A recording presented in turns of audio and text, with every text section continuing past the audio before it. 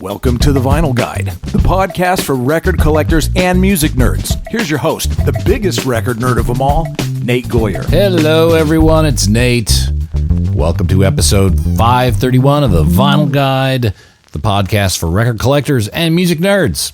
And ladies and gentlemen, today I'm going to get right into it because I really enjoyed this conversation. I hope you do too. It's with Smelly, Erik Smelly Sandin of NOFX, and we cover a wide range of topics.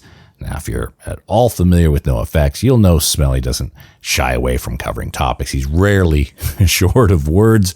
Today's chat is no different. We talk all about what happened with NOFX leading up and directly after the final shows. We talk about what life and relationships are like with the band now, what's coming up. We talk NOFX memorabilia, new material. We discuss the impact of the Las Vegas incident and controversy, of course, when they were canceled for some time. God, I hate that word.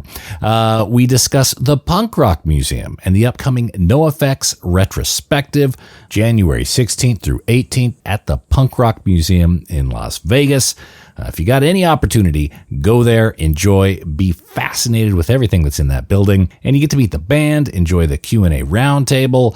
Physical copies of the new NOFX Quarter album will be there, and way, way more. It's the Mecca in the desert, the Punk Rock Museum. Google it up for tickets and enjoy.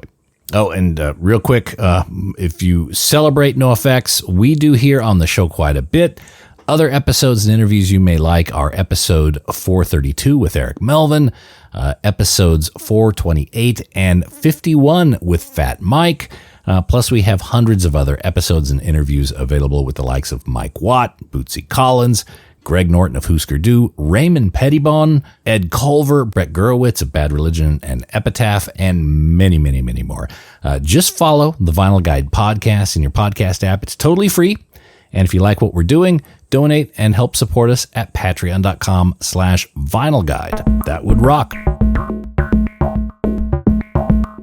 All right, enough of the jibber jabber. Let's cut into it with Erik Smelly Sandin of NOFX. Hello. Good afternoon, sir. How are you? Have we met before? I don't think in person, no. Oh, you look really familiar. Like maybe I woke up next year or something. That could have been. I've had some hazy years of my life. I understand you have too. Oh, yes. All right, ladies and gentlemen, this week on the Vinyl Guide, we are talking with Mr. Erik Sandin, otherwise known as Smelly of NOFX. By the way, are you Smelly formerly of NOFX or Smelly of NOFX? Well, I don't think we broke up. We just stopped touring. So, yeah. Okay. So, I mean, it could be either way. You know, when I'm looking for work, I say formally. When I feel like I have a band, I say from or of. So is it just the touring that stopped? I mean, you guys are still recording, doing a few things. Has the pace slowed down in that area as well? The pace or the pay? The pay. I'm sure the pay has been impacted, but I mean the pace of recording, that sort of thing. Yeah. Yeah. I mean, probably about 4 months ago, I went into the studio with Mike and a couple of the other guys and did like 6 or 7 songs, and we're kind of on just cruise control right now. Okay. How much material does the band have at the moment? Is there a lot of outtakes, or is it all kind of new stuff that's still coming out? Well, Mike is constantly writing. I haven't written a song ever, you know, and Melvin's written little pieces here and there, same with Hefe. But I mean, I don't know for a fact, but I know that Mike had, I don't know for a fact how much, but I know for a fact that Mike has a bunch of shit, and he always has. He always is writing and writing and writing. So I don't know if it'll be good or not, you know, but there's stuff that's in the kitchen getting ready to be cooked. Okay. Excellent. So I understand, and of course, I also want to talk about this NOFX Retrospective in January. That's right. And starting January 16th at the Punk Rock Museum, there's going to be a NOFX exhibit. Lots of stuff there. Can you kind of describe what someone at the Punk Rock Museum on January 16th, what they'll see? Well, I don't really know. You Okay. know, I know that we're going to be there as a band. I know that I'm going to be giving tours, and the crew's going to be giving tours, and Mike's going to be giving tours, and we're going to have a what's it called? A roundtable Q&A kind of a deal. But I physically don't know what's being set up. I physically don't know what's going to be in the exhibit.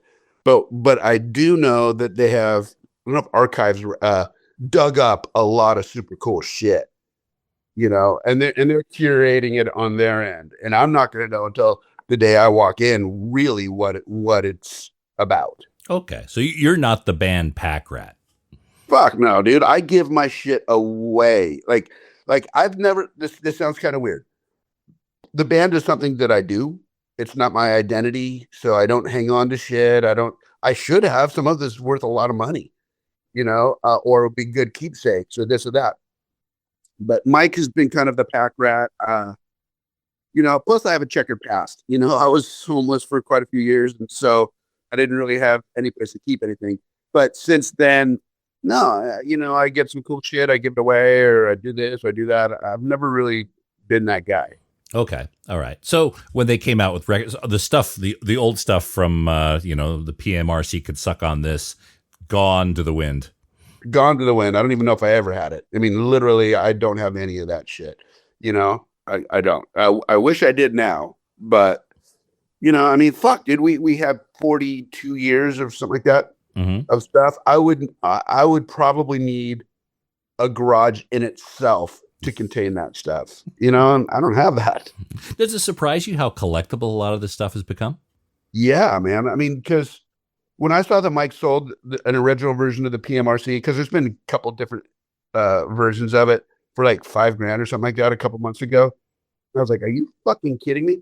Because I'm just a dumb guy that just played dumb drums in a dumb band that was just trying to have fun and just drink some beer and get laid. There was never any kind of goal. There was never any kind of like, we're going to be the next this or that. Or no, for me, playing music was just about that day and having fun. So now looking back over the 40 some odd years, it's like, what? That from us? That's fucking weird. It's just a fucking record that we recorded in fucking 30 minutes in a fucking $20 an hour studio. Like what? It's bizarre.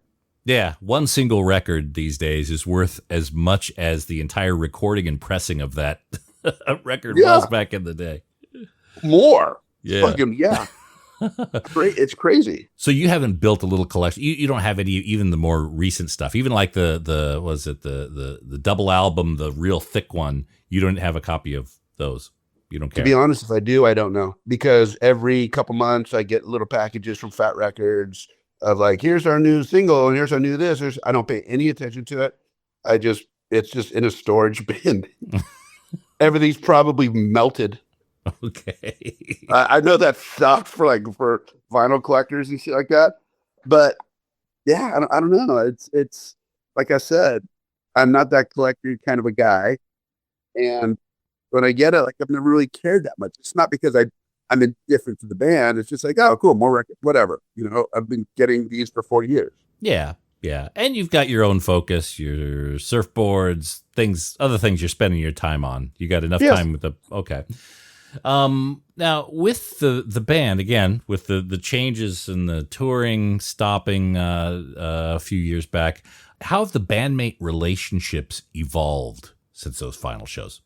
I talk to Mike fairly often. I talk to Hefe fairly often. Haven't really talked to Mel much in the last, 6 months or so.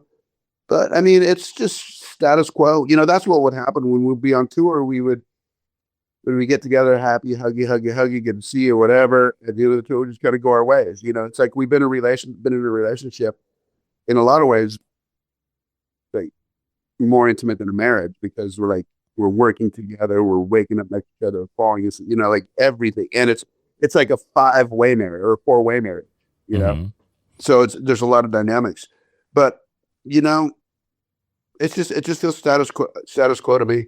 Yeah. Aside from the surfboards and snowboards, do you have any other creative outlets outside of the band? Like, would you consider doing another musical project? Well, I kind of am. I mean, and it took me a year to get ready to do that. But I started playing with Randy from Pennywise and this guy named Cameron Webb, who's done a couple of our albums and did a bunch of Motorhead records and did a bunch of the, he's done pretty much every band that you've heard of in the punk rock world. Randy started a band with him, I don't know, 6 months ago called 84 Days. they recorded a record with Adrian from No Doubt playing drums, but Adrian wasn't interested in being in the band. He just wanted to do the session.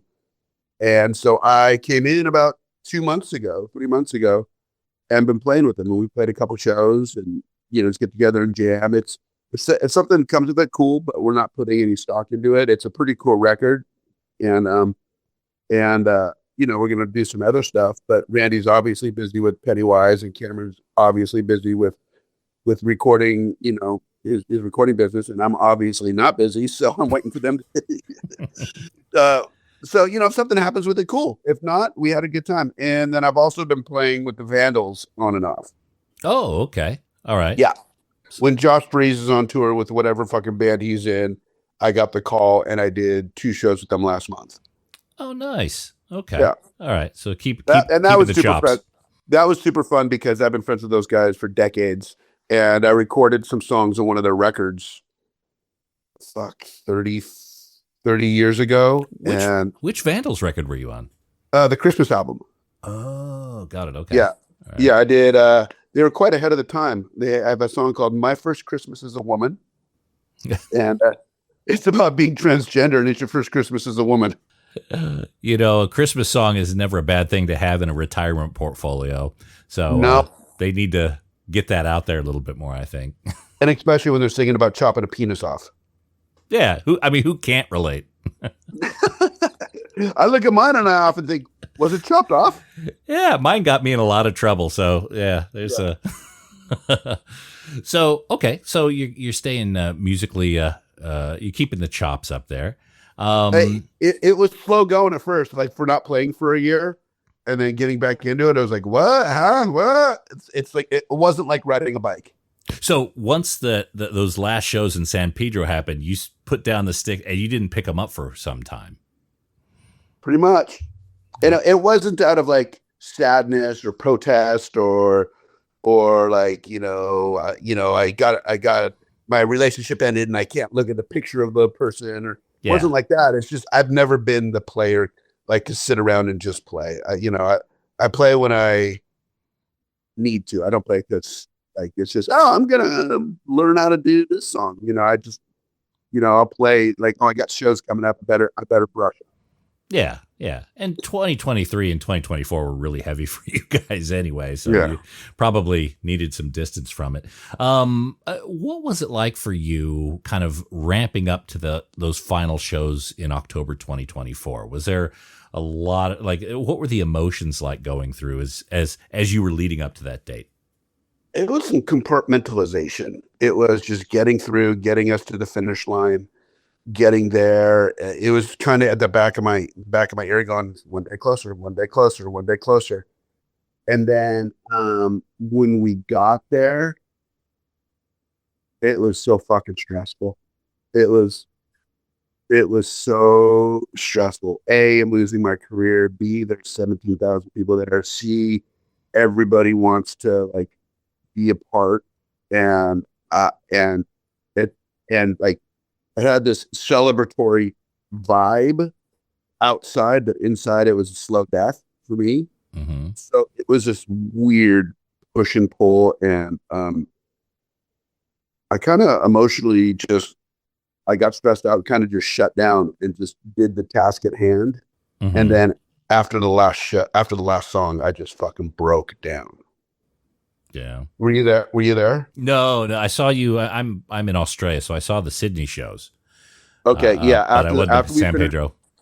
After we finished the last song, The Decline, and I thrashed the drum set and then broke all the amps and kicked everything over, the floodgates just opened because I've been kind of like the sheep herder in the band, keeping everybody on track. Our band's pretty loosey goosey. Like. Yeah, pretty fucking freestyly, and I'm the one like trying to keep them in line. Like, look, guys, we got a job to do, and I literally broke down sobbing 10 seconds after the last song. All of this, just trying to keep it together for the last couple years. That sobbing like a baby, and then the next day, all day, sobbed like a baby. Mm-hmm. It was fucking heavy. Was it kind of like the relinquishing of that responsibility for being that somewhat ringleader? Yeah, it was all of this tension and stress and yeah, I have a checkered past of drugs and all that kind of stuff. But yeah, that's what it was. It was all of this emotion just bottled up just to do the task at hand and do the best that I can. And on stage I have a microphone where I talk to the guys and tell them what songs and I feed them jokes and all that stuff. So I'm like the conductor. So it's like I was the boss. So it was like like you said, like the floodgates just open.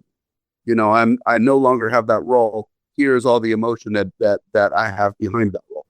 Mm-hmm. Yeah, because as I understand, again, you've been in recovery for many years, decades now.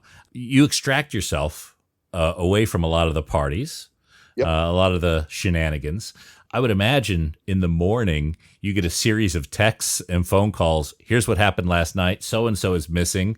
We can't find this other person. Is that?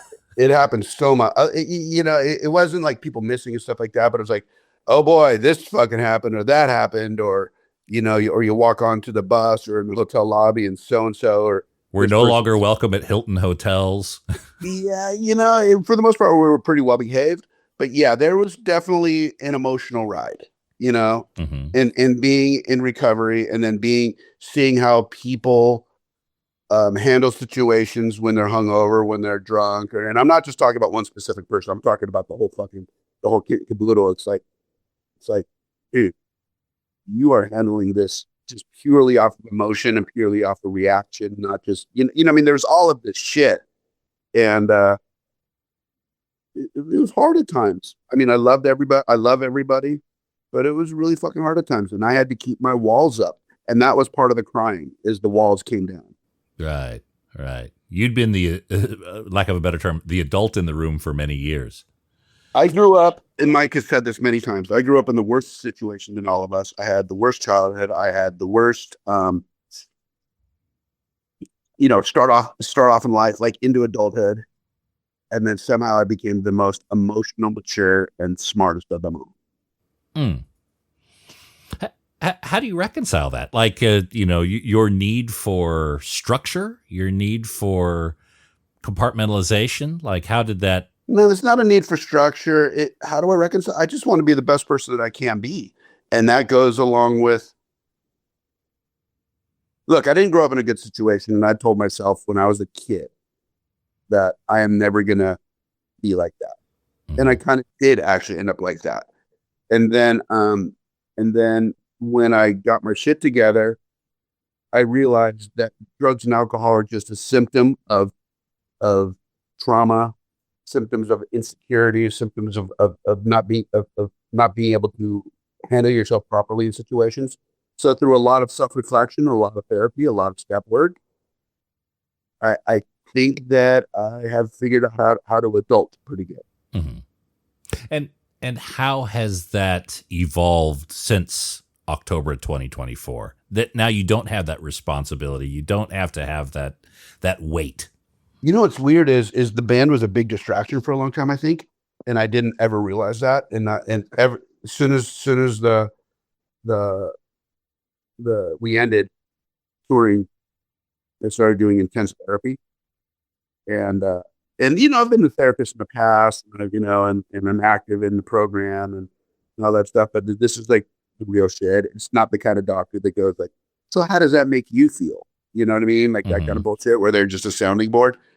I think it was a big distraction of my actual inner trauma. And so now I'm really digging deep into that, and it hurts, but I got to get it out. And, like the band was a big distraction from that. And that's what I put my importance on. It's keeping that on track. And without that, I felt lost, and then all this just sort of bubbling up. So I'm not afraid to let people myself, and I'm not afraid to do what I got to do to be the best father possible, the best husband possible. And so that's where I'm at. That's where I'm at. That's beautiful. Yeah. It would feel to me that if, going through something like, you've gone through in your life, being part of NoFX, which is probably, I would say, easily one, if not the most craziest abnormal environments that one person can go through. I mean, you sailed through those choppy waters year on year. That's putting yourself in a very peculiar situation, truly testing your own commitment to yourself.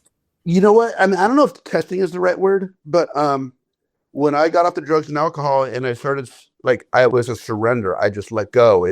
This is not a piece of me anymore. I am moving forward. So there wasn't really much temptation. It was difficult at times. Yeah. But playing music and being with those fucking three guys and the whole crew is what I love to do. Love to do. Mm-hmm. You know? So it wasn't an abusive relationship. I don't mean it like, but it was a relationship that had some issues, but I loved the relationship. Yeah. You know, like every relationship is going to have ups and downs. Nothing is fucking perfect. So that's just the way I look at it, you know? And there was times when I was like totally over it. And then, but 99% of the time, I wouldn't want to have been anywhere else. Yeah. It's clear you're a strong communicator. You know, you can express yourself. You could be vulnerable. Is it like that with the rest of the band? I mean, is the communication as open as you seem to let it flow? Yeah. I mean, I will be that. I will be that open. Yeah. I mean, this is me. Other people are still, you know, they have their quirks and their thing. I have my quirks and all that stuff. Mm-hmm. So I can't speak to like, I mean, I could go, oh, you're communicating because you're just a hurt little 8-year-old or this or that. You know, everybody has their issues, you know, and everybody has your own cross to bear. I just worry about myself and I take care of myself, and other people handle things differently. And I just try to take the high road, you know, like I just figure if there's a problem, figure out a solution, you know, and that 99.9% of the time, just based on communication and listening and not judging. And so when there is like a bad decision that needs to be made of business or personal or this or that, a lot of times the answer will find itself. You know, we will find the answer. But it has to go through the muddiness of some people just reacting. So I don't want to do that because of this, or I think we should do that because of that, you know, but the water will find its level. Right. If you just let it, if you fucking let it. So that's, you know, I'm better at communicating than those guys, I think. But we do communicate. Yeah. So I guess I'm curious as to when the band arrived at the decision to stop touring. And this is probably a decision made in 2022 or 2023 that there's going to be an end of the road, which, you know, is certainly worth thinking about, but it's a pretty strong decision to say, you know. It was just pretty much, this is what we're going to do. And I don't mean that disrespectfully towards Mike. Mike has been carrying a lot of the band. You know, he's the singer, he's the entertainer, he's the songwriter, he does all the business. It's a lot for him to carry. So he had made it no secret that the last couple of years he was tired of it. Not tired of the band, but during COVID, he got a taste of what it's like to be still. You know, because we'd been in motion for 35 years up until COVID. And then he was like, okay, we got two choices. We either go out with a big hell of a farewell, or we just call it now, you know. And it wasn't a malicious kind of a thing. It just was what it was, you know. If the drummer quits, you can replace him. If the guitar player quits, the lead singer that writes everything, that does all the business, that's the personality. If they say I'm done, it's done. Mm-hmm. You know? So it wasn't really a decision that it's just something that came to be, you know, and it sucked. I wouldn't have ended it.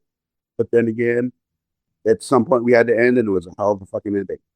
Oh, it was brilliant. Yeah, and I always said from day one, no matter how fucking popular we get, we never did it for popularity, but I always said I never want to be one of those bands that stayed at the dance 2 songs too long.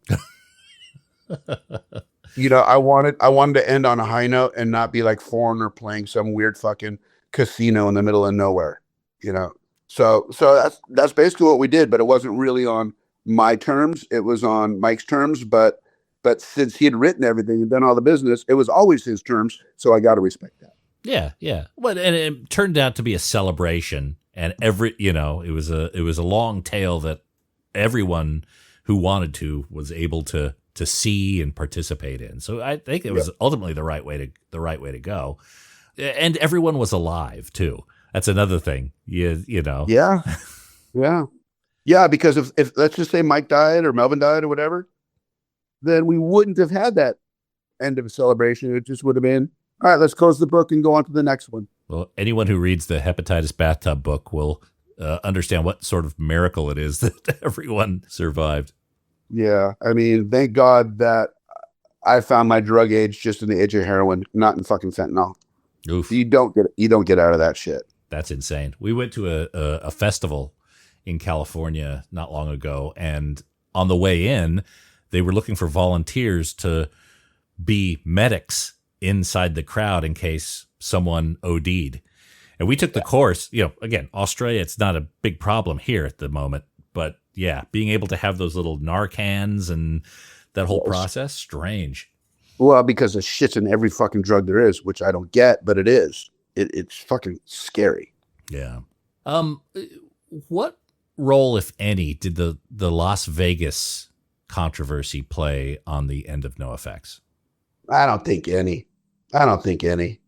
No? I mean, Mike had already been talking about it beforehand. Mike, the shit happened and everybody got their panties in the bundle. But I knew, like, 48 minutes later, fucking, Axl Rose is going to spit on somebody or Oprah Winfrey's going to fart. That was right in the dead center of that cancel culture bullshit. So it was just our turn.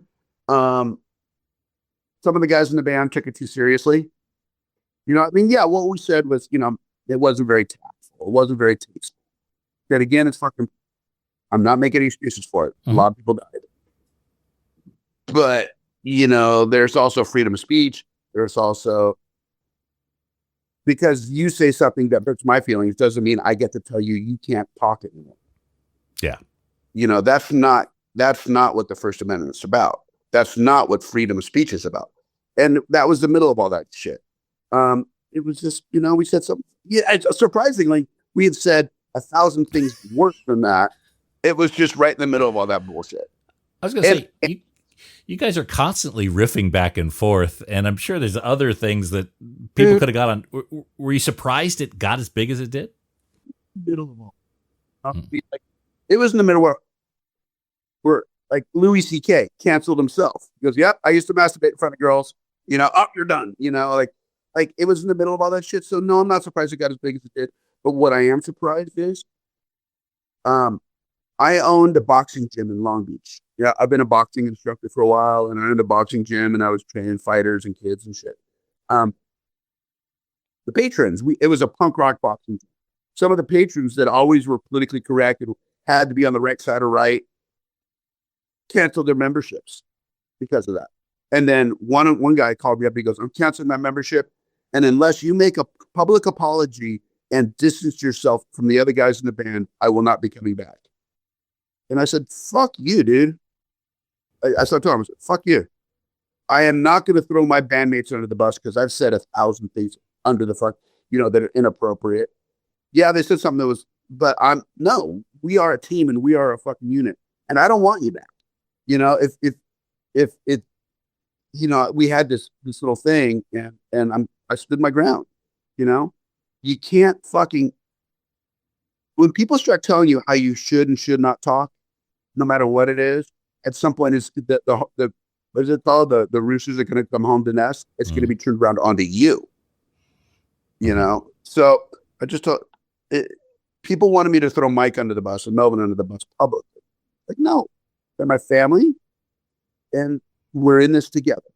Mm-hmm. So yeah, it sucked, but it wasn't that big of a deal in the big picture. The real legends. And now, Mike's part of the Las Vegas culture and embedded himself. And okay, here's the funny little story about that, though. Mm-hmm. When all that was going on, about 2 years later, Punk Rock Bowling said, "Hey, we want you guys to have a comeback show here, the first show back here." And we were all, "Fuck yeah, let's fucking do it. Let's do it." Mike is like, "No, I'm not going to do it because all it takes is one disgruntled person. I'm going to be the target. They're going to kill me or beat me up or all this kind of shit." a little bit dramatic. I'm like, come on, dude. He's like, nope, I'm not doing it.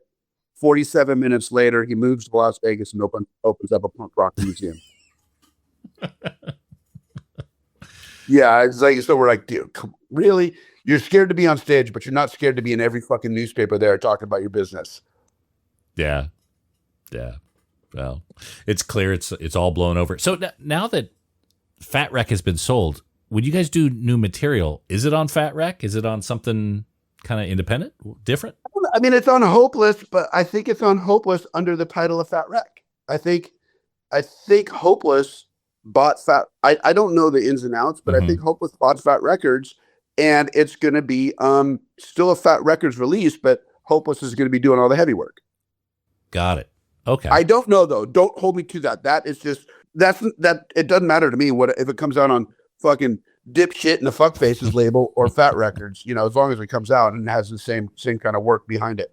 Yeah, because I think in January at the event, there's going to be a special Punk Rock Museum release of Quarter album. I think there's going to be some physical copies there. So I was curious as to how that's going to work. Okay. You got me. I got no clue. I don't even know what gets released until it gets released, honestly. And then you don't even open the boxes when that's the case. Nope. Like when we do like full albums, when we go into the studio and record, 25 songs and whittle it down to 14. Like I know when that's going to be released. But when those leftovers and other shit that we've worked on in the years and this and that, all of a sudden it's a box appears. Oh, what's this? I don't remember doing that, but I guess I did. Yeah. Okay. What's something in your record or CD player or your streaming service that you're listening to these days? Dude, it's this band from Israel called Father of Peace. Mm-hmm. It sounds kind of weird. They were in my Instagram algorithm. And I was like, what? What is this shit? It's fucking quirky. It's weird, incredible musicianship. I think it's called Father of Peace. There's that. And I don't know, I've been doing it for a long time and I don't really listen to music that much anymore. Mm-hmm. More of a podcast kind of guy. Oh, okay. What's your go-to podcast? True crime stuff, conspiracy theory shit. I'm not a conspiracy theorist at all, but I know that there are conspiracies, weird like Illuminati shit, just weird stuff. Okay. Not that I prescribe to any of it or don't prescribe to any of it. I'm not a tinfoil hat guy, but where there's smoke, there's fire in some things, and it's fucking interesting. Okay. Could it be that you've dealt with so many wild conversations and people in the past that this is a way of continuing that, feeding that thing in your brain that has been used to that? It's not like when there's architecture that people don't understand how it's built, that they can't date. Okay, let's just put it this way. My wife and I went to Turkey a couple months ago. Mm-hmm. There's fucking underground cities that have 20,000 people that they don't know who built it, how it was built. The dirt just fucking disappeared, like that they excavated it with. Like there's all of these things that people don't know, and then there's architecture, such as the pyramids. But that's a basic. Like in Peru, where these huge 3 million pound stones have been moved miles, where we can't do that today. And then when the Incas started building, it's crude on top of that. Yeah. So there was something very technological, and then it stopped or it disappeared or whatever it may be. And then the Incas, when they came around 600 years ago, started just, we'll build on this. This is a good foundation, with a different technology. Just shit like that. Yeah. Shit that's unexplainable. That's actually here. That is really here. Yeah. No, I love those mysteries. I love listening to those. I'm comfortable with being okay not knowing what it was. There's that too. I think where people kind of lose me, I guess the conspiracy theorists, lack of a better term, is when they make the leap to something it feels incredulous at that point. That's kind of where I start being like, oh, okay, the eyebrow goes up. Yeah, that like I'm just curious into how and why. I'm not going to say that aliens came down. I'm not going to say this or that or or we're living in a fucking a simulation, which some people say. Yeah. No, it's just there is obviously shit. Okay, in Turkey they found a couple like before Jesus Christ, all that shit. They found batteries in fucking what I'm talking about? Yeah. In the pots. Yeah, with the copper lining and the tube. Well before there should have been any electricity shit, and they're like, how the fuck did they do this? Stuff like that. Yeah. Yeah. And what did they use it for? Right. No, and that's the whole deal. It's like it created with lime juice or with vinegar, it created electrical current. Before Edison discovered electricity. Mm-hmm. Was it Edison or Graham Bell, whoever the fuck, Edison. Yeah, Tesla's in there somewhere. But I mean, that's minutes ago compared to the big picture of like when these were, so it's just shit like that. Yeah. Oh, that's good. Always have a curious mind. Mm-hmm. So, all right, January 16th through 18th, the Punk Rock Museum. You're going to be giving tours. You've done tours of the Punk Rock Museum before? I've done a bunch. What are some of your favorite items in the museum? Fuck. Well, for me, it's not necessarily items. It's my story of how punk rock saved my life. It gave me meaning. How I almost died, through addiction, and then how it gave me life again, and just just what it means to me personally. It's not necessarily, I've seen a million flyers, I've seen a million leather jackets, but it's just the space in my heart, because back when I discovered punk rock, it was like, you have to discover it. It's not like it was on the radio or it was this or that, and then you had to be committed, and it was dangerous and it was scary. So that's what the tour is to me. But one artifact that I think is cool, I like a Clash. If they're cool, I could have seen them in 1981 in their heyday. I didn't. But London Calling, the original lyrics. There's a little Joe Strummer exhibit with. It's just London Calling. That's one of the, probably, I don't know. It's just a poignant song, Everybody's heard it. It's a fucking great song. And whether you like the Clash or not, that song is fucking beautiful. And the original lyrics, like you can see where they spilt water on it and the ink is bled. Have you seen it? Yeah. I know exactly what you mean. It's got like the discolorization in the paper. Yeah, it's like you spilled or water on it or something like, or set a cup on it. And you see where, and to me, when that came in, I was like, whoa, okay, now we're talking. Yeah, right next to the guitar and that shirt that we saw 10 billion times on MTV. Yeah, and then his little.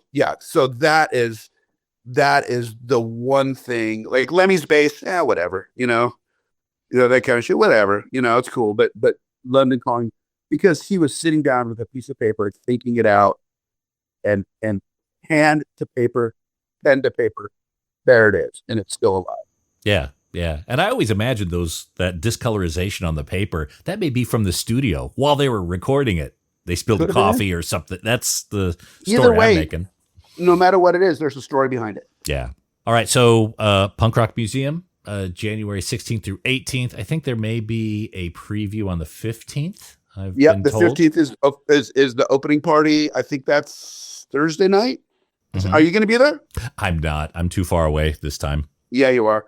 15th, and then I'm doing tours 16th, 17th, and 18th, and it's a good time. It's a good time. It's a good celebration. I love that place. Every time I go to the States, I always try to make some time, especially in Las Vegas, to stay there. And I find myself walking in circles in the Punk Rock Museum for hours. I think I'm only going to be there for 90 minutes, but I end up looking at things 4 and 5 times each. It's just fascinating. There's a lot of stuff to ingest, and there's still a lot of stuff missing. Mm-hmm. It's a fucking. I don't know if missing is the right word, but there's just so much in punk rock, that can only be placed in so many square feet. Yeah, but none of it's coming from you because you didn't hold on to anything. Not one goddamn thing in there for me. Actually, I take that back. Kind of. Yeah. The room that is like the social D room, the room with like all the flyers on. Well, there are flyers everywhere, but it's like the kid's bedroom from the 80s. Yeah. A lot of those flyers were from my buddy Brian, who was a couple years younger than me, and I took him to those shows. So he collected those flyers from shows that I took him to. So there we go. Okay. All right. You've got secondhand collector gene there. Okay. Very good. Well, Smelly, thank you so much for joining us here on the show. I really do appreciate it. Anything you want to talk about or plug before we go?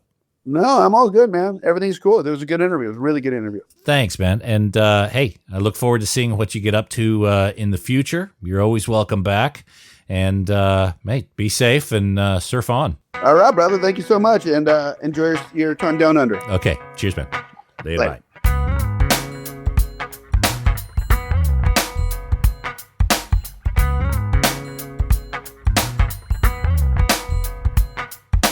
Absolute lovely dude. Man, I'm telling you, he's seen a lot. You know, if you want to hear more, check out the book, the Hepatitis Bathtub book from NOFX. Oh God, it is just, it's amazing that any of them survived, let alone all four. But also make sure if you have any opportunity, the Punk Rock Museum, January 16th through 18th, it's sure to be quite wild. And that's it for this episode of The Vinyl Guide. Thank you so much for tuning in. Thanks to everyone who's sharing these episodes on social media, putting them on Facebook and Reddit and all those different platforms. That is appreciated. Everyone who's helping support the podcast at patreon.com/Vinyl Guide. Well, you rock as well. And we'll be back shortly with a brand new episode. So until we talk next time, you all behave yourselves. And thanks again for listening to the Vinyl Guide podcast. Cheers.